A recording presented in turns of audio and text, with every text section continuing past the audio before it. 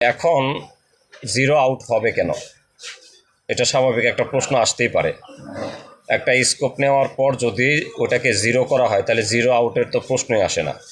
তো দেখেন, এই স্কোপটাতে জিরো আউট হবে 100%। কেন হবে? আসসালামু আলাইকুম,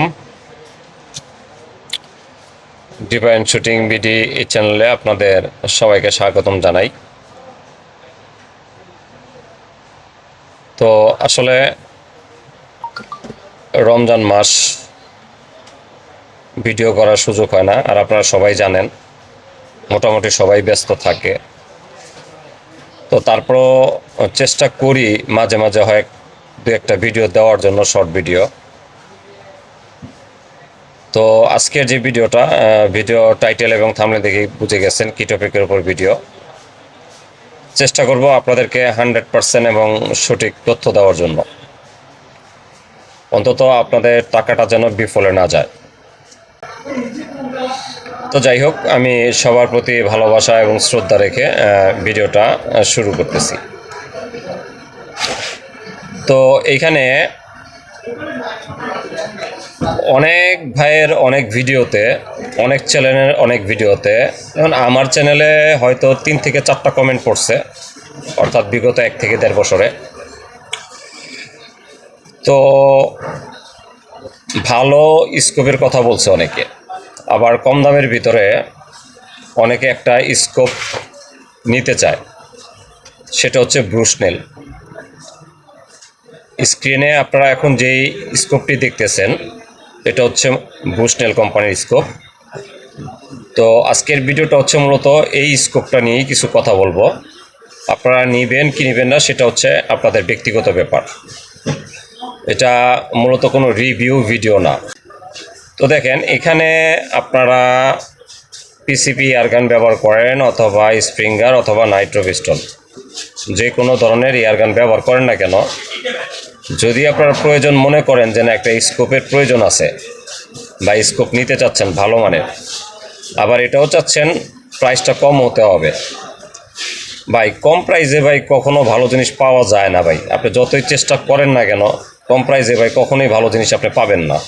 আমি নিজেও দেখছি, এই ব্রুসনেল স্কোপটা আমি নিজেও নেওয়ার চেষ্টা করছি, কিন্তু এই স্কোপটা নেওয়ার আগে আমি মোটামুটি আমার যে পরিচিত যে বড় ভাইরা আছে তাদের সাথে একটু কথা বলছি। তারা বলছে স্কোপটা না নেওয়াটাই বেটার। আমাকে যেটা বলছে এর চেয়ে বেশি কিছু তারা বলে নাই। তো আমি চিন্তা করলাম এটা না নেওয়ার কারণটা কী বা যৌক্তিকতাটা কী, এটা একটু আমি আগে একটু পর্যালোচনা করি। তো ইউটিউবে মোটামুটি অনেক ভাইয়ের ভিডিও আমি দেখছি, এই ব্রুসনেল স্কোপ যারা ব্যবহার করতেছে সবারই একটা কমপ্লেন, সেটা হচ্ছে এই স্কোপটা অ্যাকিউরেসি ভালো না, অর্থাৎ জিরো আউট হয়ে যায়। তো এখন জিরো আউট হবে কেন? এটা স্বাভাবিক একটা প্রশ্ন আসতেই পারে। একটা স্কোপ নেওয়ার পর যদি ওটাকে জিরো করা হয় তাহলে জিরো আউটের তো প্রশ্নই আসে না। তো দেখেন, এই স্কোপটাতে জিরো আউট হবে 100%। কেন হবে? ভাই 5,000 থেকে 6,000 টাকার ভিতরে একটা স্কোপ আপনাকে কি দিবে বলেন? এটার ভিতরে কি আছে? তবে এই ব্রুসনেল স্কোপের ভিতরেই কিন্তু অনেকগুলো সিরিজ আছে, অনেক দামি স্কোপও কিন্তু আছে। আমি এটা বলবো না যে ব্রুসনেল স্কোপ খারাপ, ব্রুসনেল স্কোপও অনেক ভালো। ব্রুসনেল স্কোপ আপনার 11,000, 12,000, 20,000, 22,000, 40,000 টাকা পর্যন্ত আপনার ব্রুসনেল স্কোপ কিন্তু আছে।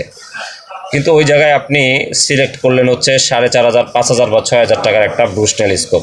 তো ওইটা থেকে আপনি কি আশা করবেন বলেন? তাই আমি আপনাদেরকে বলবো ভাই, টাকাটা যেন জ্বলে না যায়, অন্তত ভালো মানের একটা স্কোপ নেওয়ার চেষ্টা করবেন, সেটা 10 থেকে 12,000 টাকার ভিতরে, এবং সাথে অবশ্যই জিরো রিকয়েল মাউন্ট ব্যবহার করবেন। তাহলে দেখা গেছে আপনারা শুটিং প্র্যাকটিস করে মজা পাবেন, স্কোপটার লংজিভিটি বাড়বে, যেহেতু আপনি জিরো রিকয়েল মাউন্ট ব্যবহার করতেছেন, এবং কাঙ্ক্ষিত ফলাফল পাবেন, স্কোপ নষ্ট হওয়ার কোনো চান্স নাই।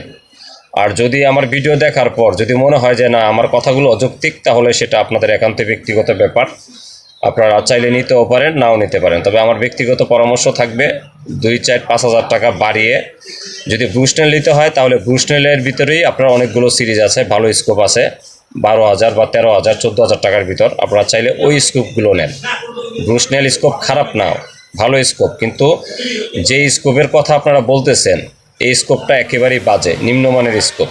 এটা বেশি দিন ব্যবহার করা যায় না, জিরো আউট হয়ে যায়। তো যাই হোক, এই ছিল আজকের ভিডিও। তো সবাই ভালো থাকবেন, আল্লাহ হাফেজ।